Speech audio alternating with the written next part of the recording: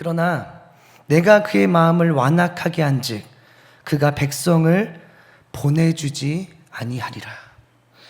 아내와 아들들을 나귀에 태우고 출애굽 부로잭에 첫 걸음을 떼며 애굽으로 향하는 모세에게 하신 하나님의 첫 말씀입니다.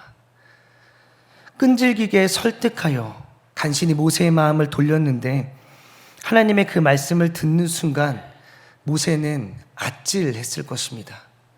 왜냐하면 그 일이 결코 쉽지 않다는 말씀 때문입니다. 그리고 그는 어쩌면 후회했을지도 모릅니다. 저희도 그럴 때가 있습니다.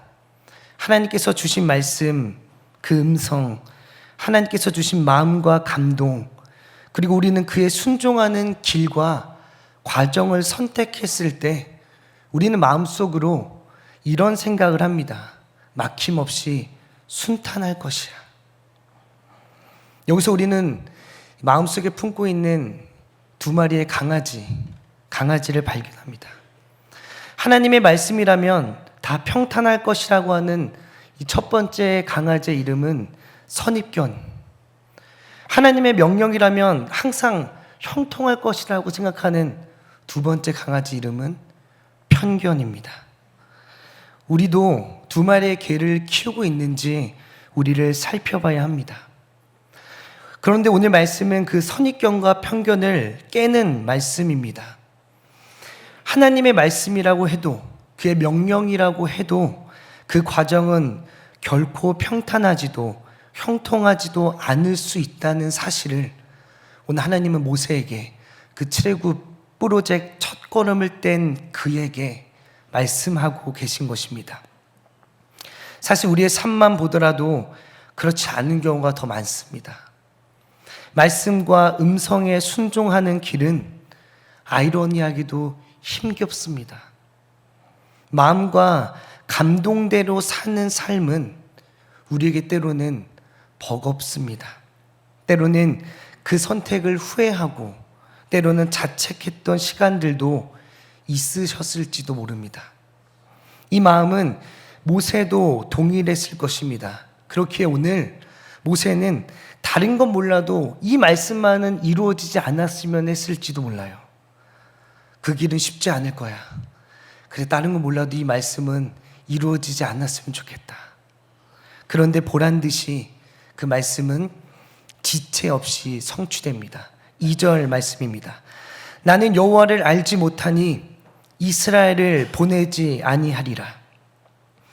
모세가 사흘쯤 가서 제사를 지낸다고 했던 청을 올리는 순간 바로는 조금의 고민도 없이 단칼에 거절합니다. 그리고 바로는 그 말을 삐뚤빼뚤하게 이렇게 받아들이죠. 5절입니다. 이제 이 땅의 백성이 많아졌거늘 너희가 그들로 노역을 쉬게 하는도다. 바로의 마음은 이렇습니다. 이제 이스라엘 백성들이 막 많아져서 이제 내가 맡기는 일을 하기 좋은 상황인데 왜 갑자기 너희들이 와서 내 일을 망치냐는 것입니다. 여기서 말했던 노역이란 무엇인가? 앞선 출애굽기 1장 11절에 그 노역에 대해서 기록하고 있습니다. 출애굽기 1장 11절 띄워주시면 그들에게 바로를 위하여 국고성과 비돔, 라암셋을 건축하게 하니라. 오늘 이스라엘 백성들에게 맡겼던 노역은 국고성 비돔과 라암셋을 건축하는 일입니다. 자신을 위하여 짓는 건축물들, 그것을 방해하려고 나타난 모세와 아론을 보며 바로는 화가 났던 것입니다. 그렇게 분노한 바로는 어떻게 하는가? 이스라엘 백성들을 더욱더 자신의 손아귀에 두려고 합니다. 어떤 방식으로 두려고 하느냐? 이전보다 더 억압하고 더 짓누릅니다. 8절과 9절 말씀 보시면 그들이 게으름으로 노동을 무겁게 함으로 수고롭게 하여 그들로 거짓말을 듣지 않게 하라. 지금까지는 적어도 그들이 국구성 그리고 람셋을 만들 때 벽돌은 줬거든요. 벽돌을 만들 집, 그 재료는 줬는데 오늘 보면 10절에 보시면 이제는 재료도 주지 않겠다고 그들을 짓누릅니다. 그리고 오늘 본문 11절 여기서 끝이 아니라 재료를 주지 않았음에도 불구하고 그들에게 주어진 하루의 할당량은 이전과 똑같이 만들으라고 그들에게 억압합니다. 이스라엘 백성들에게는 청천벽력 같은 소리죠. 심지어 갑작스러운 이 일에 적응해야 되는데 적응할 수도 없이 오늘 본문 14절에 보시면 그들이 주어진 하루의 할당량에 따라오지 못한다고 어떻게 하냐면 때리기까지 합니다. 이에 이스라엘 감독들은 바로 왕을 찾아가죠. 그리고 이렇게 묻습니다. 15절입니다. 왕은 어찌하여 당신의 종들에게 이같이 하시나이까? 그들은 이 청천벽력 같은 말이 억울했던 것입니다. 왜냐하면 이 전까지 그동안 맡겨진 일에 최선을 다했는데 그들은 이유도 모르고 연유도 모르고 왜 자신들에게 왜 재료를 주지 않는지, 재료를 주지 않으면서 왜 그렇게까지 할당량은 줄이지도 않는지, 왜 그런 무게와 짐을 자신에게 얹어주는지에 대해서 질문했던 것입니다. 그때 바로가 이렇게 말합니다. 17절입니다. 너희가 게으르다 게으르다.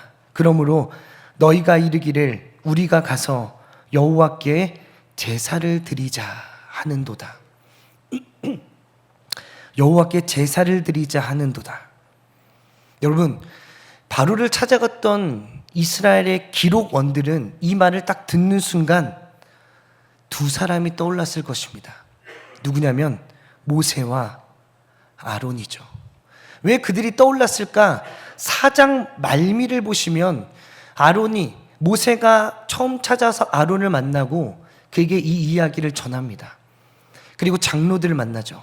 그리고 마지막에 이스라엘 백성 모두를 만나서 자신들이 이제부터 출애굽 프로젝트를 할 거야 라고 하는 이야기를 찾아가 전달하는 게 4장 27절에서 31절에 기록되어 있습니다. 그러면 그들 분명히 이렇게 얘기했을 거예요. 사흘길쯤 떠나 우린 여호와께 제사를 지낼 거야. 이것을 우리는 이뤄낼 것이다 라고 했던 얘기를 들었던 이들은 오늘 바로의 이 말, 너희가 이르기를 우리가 가서 여호와께 제사를 드리자 라는 말을 내뱉는 순간 이들은 모세와 아론을 떠올렸던 것입니다. 그런데 드라마도 이런 드라마가 없죠. 그렇게 이들은 좌절과 분노의 소식을 듣고 바로를 떠나 궁을 나설 때 그 앞에 두 사람이 서 있었습니다. 누구였습니까? 모세와 아론입니다. 20절에 이런 기록이 있습니다. 5장 20절을 보시면 그들이 바로를 떠나 나올 때에 모세와 아론이 길에 서 있는 것을 보게 됩니다. 그 둘을 마주한 기록원들, 그 이스라엘 백성들은 이 두 사람에게 가시돋친 말을 내뱉습니다. 21절에 우리를 이 바로와 그들 앞에 눈밖에 나게 하고 그들에게 심지어 손에 칼을 쥐어줘 우리가 이제 곧 죽게 되는구나. 그리고 그들에게 이 모세와 아론이 듣기에 가장 마음에 걸려할 법한 뼈 있는 말을 그들에게 말합니다. 뭐라고 얘기하냐면 여호와는 너희를 살피시고 판단하시기를 원하노라. 이 말이 축복 같지만 축복이 아니죠. 오늘 이들은 이 두 사람에게 이런 의미로 내뱉은 말입니다. 내가 보기에, 우리가 보기에 너희의 행보는 결코 옳아 보이지 않다. 잘못돼도 한참 잘못되어 오히려 자신들을 죽게끔 하는 이 일이 너희가 보기에 옳은 일이냐? 우리가 보기엔 아니야. 그러니 여호와 하나님께서 너희를 살피시고 너희를 판단하기를 원하노라 라고 하는 이 말 안에는 그들을 향한 의심과 불신이 가득 담겨져 있는 말입니다. 자신이 없다, 못하겠다 했었던 모세였던 터라 오늘 이들의 의심과 불신은 소화하기 버거운 말이었습니다. 그렇게 모세는 하나님을 찾아가서 22절에 이렇게 말합니다. 주여, 어찌하여 이 백성이 학대를 당하게 하셨나이까? 우리는 옳은 일을 한다고 주께서 하라고 하신 말을 전했는데 왜 이들의 상황은 더 악화됩니까?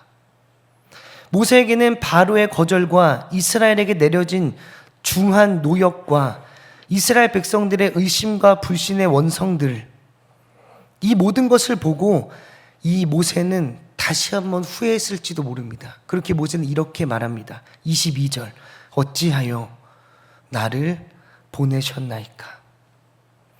그리고 이 상황 가운데서도 하나님은 침묵하고 계신 듯 하여 모세는 하나님께 발끈하며 이야기합니다. 그가 이 백성을 더 학대하며 주께서도 주의 백성을 구원하지 아니하시니이다. 주님은 이 백성들이 이 고된 노역 가운데 있음에도 구원하지 않으셨습니다. 라는 원망으로 오늘 본문은 끝을 맺고 있습니다. 모든 말씀은 모두 중요하지만 오늘 본문은 특히 중요합니다. 왜냐하면 오늘 본문에 출애굽 뿌로잭에 진정한 의미가 기록되어 있기 때문입니다. 오늘 말씀을 보시면 출애굽 뿌로잭은 단순히 물리적으로 애굽 땅을 벗어나는 것이 아닙니다. 여러분, 출애굽은 그저 지리적인 이동을 하는 프로젝트가 아닙니다. 좀 더 자세하게 들여다보시면 이 출애굽이 필요한 이유가 그 결정적인 한 단어가 바로의 입에서 나옵니다. 어떤 단어냐면 오늘 본문 4절에서 5절에 기록된 노역입니다. 노역. 여러분, 이 노역의 본질이 중요합니다. 노역은 그냥 얼핏 보기에는 무엇을 만드는 것 같냐면 국고성 비동과 라암셋을 만드는 것 같지만 이 노역의 본질은 다릅니다. 노역의 본질은 어디에 있는가? 출애굽기 1장 11절 다시 한번 띄워주시면, 여러분, 국고성 비동과 라암셋을 건축하는 건 앞에 수식어가 있죠. 뭐라고 되어 있냐면 바로를 위하여입니다. 바로를 위하여, 그 노역을 통하여 사실 이스라엘 백성들은 바로의 자기중심적 탐욕과 욕망을 채워주고 있었던 것입니다. 이 바로가 그토록 놓지 못했던 노역은 자기의 탐욕과 욕망에 대한 표출입니다. 그럼 이스라엘 백성들의 노역은 그냥 열심히 벽돌을 만들어서 국고성 비돔과 라암셋을 만드는 게 아니라 바로의 탐욕과 욕망의 도구와 수단이 이스라엘 백성들의 노역의 그 진정한 모습이었습니다. 그런데 그 와중에 하나님은 오늘 모세를 통하여 하나님의 핵심을 전달하십니다. 하나님의 핵심이 무엇인가? 바로의 핵심은 노역이죠. 하나님의 핵심은 제사입니다. 3절입니다. 우리 하나님 여호와께 제사를 드리려 하오니. 여러분, 출애굽은, 이 출애굽 프로젝트는 단순히 지리적으로 물리적으로 애굽을 벗어나는 것이 아니라 이스라엘 백성들이 하나님 중심적 삶을 회복하는 것에 있습니다. 더 이상 세상과 바로의 탐욕과 욕망을 위한 삶이 아니라 그 세상의 욕망과 탐욕을 위해서 소비되어지고 도구화되어지는 삶이 아니라 무엇을 꿈꾸셨냐면 출애굽 프로젝트를 통하여 하나님은 이스라엘 백성들이 하나님의 백성으로서의 삶을 되찾기를 원하셨던 것입니다. 그것이 출애굽 프로젝트의 진정한 의미입니다. 더 이상 노역이 아닌 제사의 삶을 사는 것, 더 이상 세상의 탐욕과 욕망의 도구가 아닌 하나님의 백성으로서의 주체적인 삶을 사는 것, 그것이 출애굽 프로젝트의 참된 목적이었습니다. 그런데 여러분, 이 출애굽 프로젝트는 단순히 출애굽기에 기록된 이스라엘 백성들에게만 국한되고 한정되는 이야기가 아닙니다. 오늘 우리에게도 출애굽 프로젝트가 필요합니다.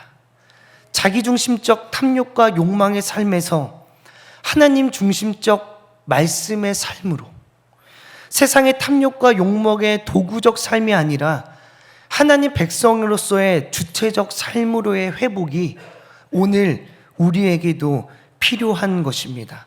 근데 여러분, 그 삶은 거저 주어지지가 않습니다. 가만히 있는다고 해서 쉽게 말해 공으로 주어지는 삶이 아닌 것입니다. 왜냐하면 기존의 것을 무너뜨려야 되거든요. 제가 부탁했었던 사진 한번 띄워줄 수 있나요? 제가 저번에 금요일날 같이 나눴을 때 나왔던 한자입니다. 여러분, 우리 기억력 테스트를 위해서 이 한자가 무슨 한자였죠? 그렇죠, 새로울 신자입니다. 새로울 신. 근데 저 빨간색은 설립자, 이 파란색은 나무 목자. 이 두 가지의 단어는 뭐냐면 멀쩡히 서 있는 나무예요. 근데 여러분, 저 노랑 색깔을 아십니까? 노랑 색깔, 여기서 조용해지더라고요. 저 노랑 색깔은 도끼 근자입니다. 여러분, 새로움은 멀쩡히 서 있는 나무에 도끼질을 하는 거예요. 그렇게 새로움을 위해서는 우리에게 필요한 과정이 필요합니다. 뭐냐면 때로는 고통, 때로는 환난, 때로는 어려움이 새로움을 향한 걸음 가운데서는 반드시 필요한 과정입니다. 오늘 이스라엘 백성들로 보면은 이렇습니다. 하나님의 백성으로서의 삶, 하나님 중심으로서의 삶을 회복하기 위해서 그들이 떼어내야 할 것이 있다면 바로의 영향력이에요.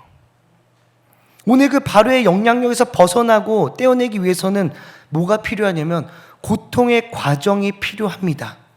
그리고 오늘 그들에게 주어진 첫 번째 고통이 무엇인지 아십니까? 첫 번째 고통은 21절입니다.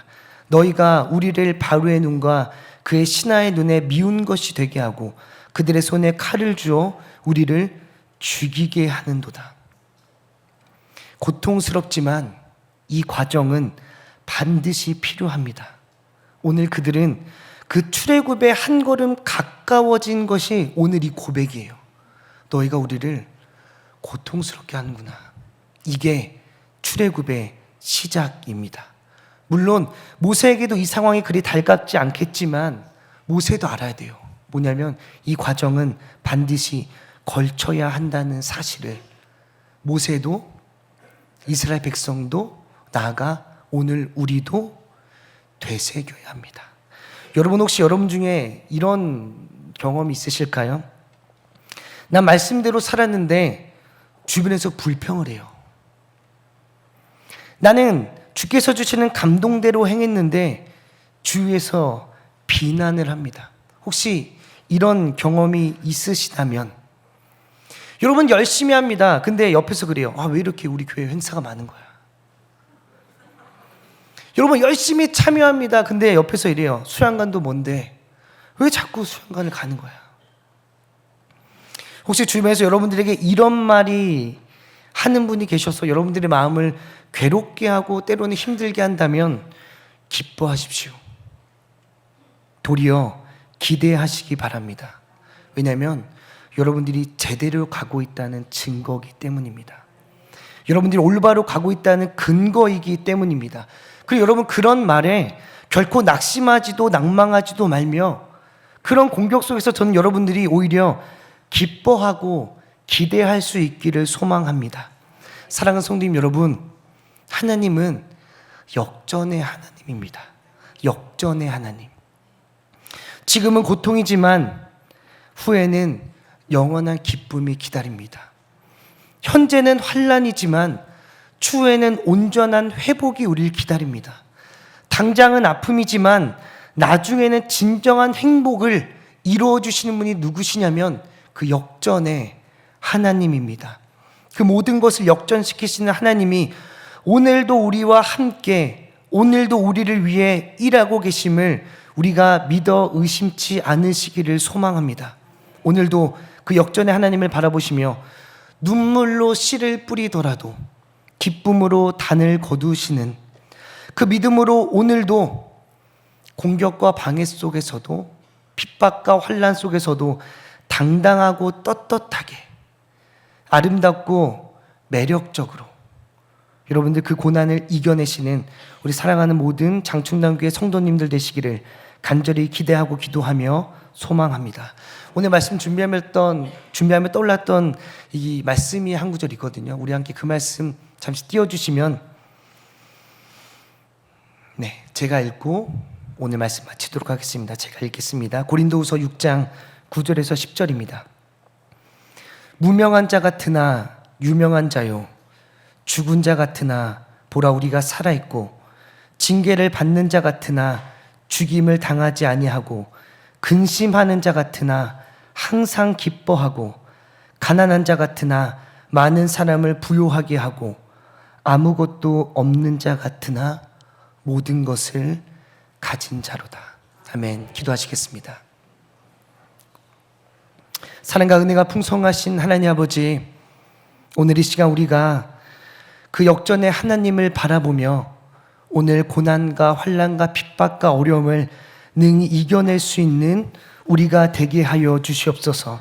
그리하여 근심하는 자 같으나 항상 기뻐하고, 아무것도 없는 자 같으나 모든 것을 가진 자로서의 삶을 살아내는, 그렇게 당당하고 떳떳하며 아름답고 매력적인 삶을 오늘도 살아내시는 우리 장충담교회 모든 성도님 될 수 있도록 인도하여 주시옵소서. 감사드리며 사랑 많으신 우리 주 예수 그리스도의 이름으로 간절히 기도드립니다.